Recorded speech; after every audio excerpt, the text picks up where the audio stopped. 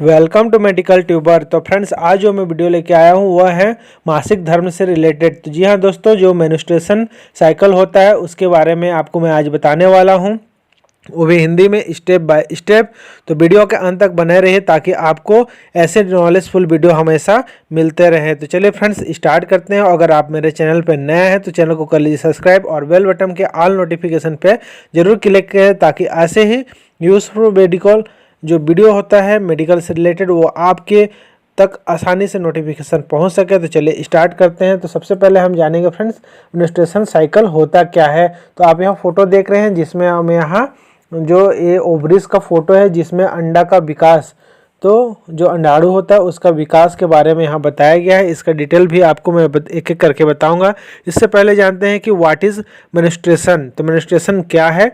तो ये जो होते हैं वो प्रत्येक महिला में रिप्रोडक्टिव एज, जो रिप्रोडक्टिव एज 13 से 45 वर्ष की उम्र को माना जाता है, या 15 से भी कह सकते हैं।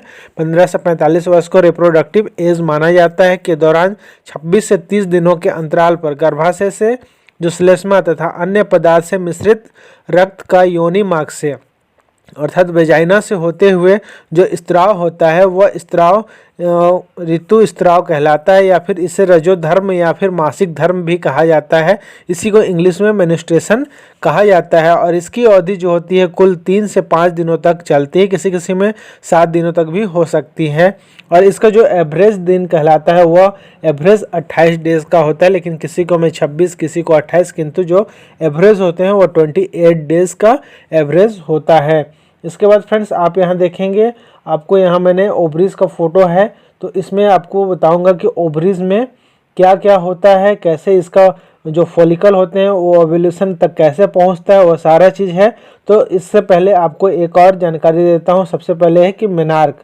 तो मेनार्क कब करते हैं, जब प्यूबर्टी होती है उसके बाद। प्यूबर्टी के बाद जब एक महिला के जीवन में प्रथम बार जो आने वाला मेंस्ट्रुएशन होते हैं उसे मेनार्क कहलाता है, जो ऋतुस्राव या रजोदर्शन के नाम से भी कहलाता है। रजोदर्शन, ऋतुस्राव रजोदर्शन कहलाता है, उसे मेनार्क भी कहते हैं। वहीं जब व्हाट इज मेनोपॉज, तो जो रिप्रोडक्टिव एज होता है लगभग 15 से 45 वर्ष, इसके बाद जब ऋतु स्त्राव अर्थात जो मेंस्ट्रुएशन आना बंद हो जाता है तो उस अवस्था को मिनी पॉज कहा जाता है, जिसे रजो निवृत्ति या मिनी पॉज कहते हैं। जो 45 वर्ष से 50 वर्ष की उम्र के मध्य स्वतः ही बंद हो जाता है, वह मिनी पॉज कहलाता है। तो फ्रेंड्स चलिए अब इसके बारे में भी कुछ डिटेल पढ़ लेते हैं, ओव्यूलेशन के बारे में। तो फ्रेंड्स, आप जानेंगे कि जैसे ही स्त्रियां जन्म लेती हैं, फीमेल जो चाइल्ड होता है उसके बॉडी में लगभग 2 मिलियन प्राइमरी oocytes पाए जाते हैं। इसको प्राइमरी oocyte कहा जाता है। और जब ये ओव्यूलेशन के तैयार हो जाता है उस समय इसको सेकेंडरी oocyte कहलाता है। तो जो प्रीमोर्डियल फॉलिकल आप यहाँ देख रहे हैं, प्राइमरी जो oocytes होते हैं उसकी संख्या जन्म के समय लगभग 2 मिलियन होता है। 2 मिलियन के बाद जब यह प्यूबर्टी तक जब पहुँचते हैं तो यह कुछ नष्ट होकर इसमें कुछ लगभग 4 लाख के आसपास oocyte बचते हैं। और ये oocyte शेष, इसके अलावा जो शेष oocyte होते हैं वह नष्ट हो जाते हैं। इन 4 लाख में से एक एक करके प्रति माह ओव्यूलेट होती रहती हैं, जिसमें से सिर्फ 400 ही ऐसी हैं जो इस उम्र के दौरान 400 लगभग जो oocytes होते हैं वही ओव्यूलेट होती हैं। 4 लाख में से सिर्फ 400। तो इसका स्टेप कुछ इस प्रकार होता है। तो सबसे पहले आप यहाँ देखेंगे जो प्राइमरी oocyte होता है वह इसमें मैच्योरेशन होता है। जब इसमें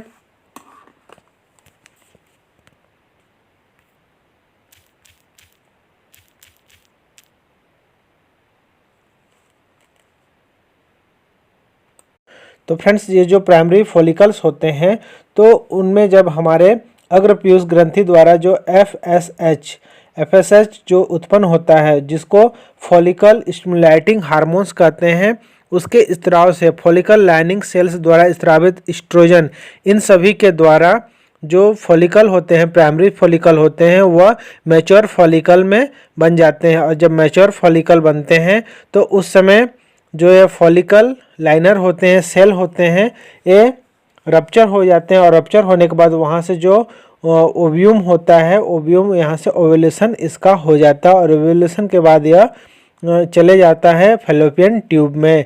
तो इसके बाद जब ये आगे बढ़ता है तो आगे की प्रक्रिया में यही जो सेल होता है वह कार्पस ल्यूटियम का रूप ले लेता है, और कार्पस ल्यूटियम का रूप लेने के बाद यह विकसित होता है, और जैसे ही अगर निषेचन की प्रक्रिया हो जाती है इस दौरान तो यह कार्पस ल्यूटियम का वृद्धि हो जाता है, और अगर नहीं होती है, निषेचित नहीं होती है, तो इस समय यह नष्ट हो जाती है कार्पस ल्यूटियम, और यह ब्लड के साथ मिलकर वेजाइना के माध्यम से यह बाहर आ जाता है। इसी अवस्था को मेंस्ट्रुअल साइकिल के मेंस्ट्रुएशन के पीरियड कहा जाता है, जो 3 से 5 दिन का अवस्था होता है।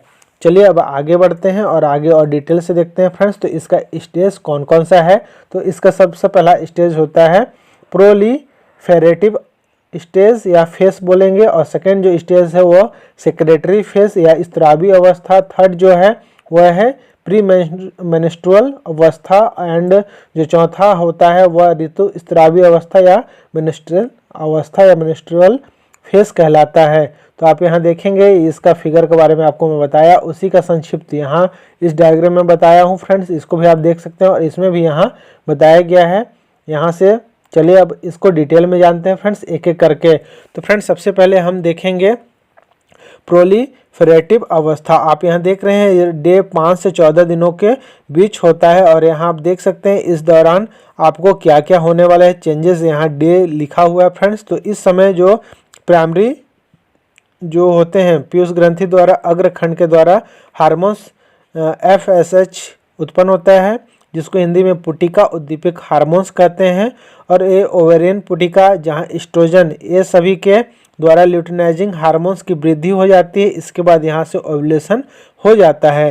तो इसका जो अवस्था होता है इसके बारे में जानते हैं। तो मेंस्ट्रुएशन की समाप्ति के साथ ही प्रारंभ हो जाती है तथा अंडोत्सर्ग या ओव्यूलेशन होने के साथ यह अवस्था समाप्त हो जाती है। सामान्यतः इस अवस्था की अवधि 9 से 10 दिन की होती है, जो कि 5वें 6वें दिन से लेकर 14वें दिन तक होती है। इस अवस्था के दौरान अग्र पीयूष ग्रंथि एंटीरियर पिट्यूटरी ग्लैंड द्वारा स्त्रावित फॉलिकल स्टिमुलेटिंग हार्मोन, जिसको शॉर्ट में FSH के प्रभाव से जो ओवेरियन फॉलिकल का परिपक्वन हो जाता है।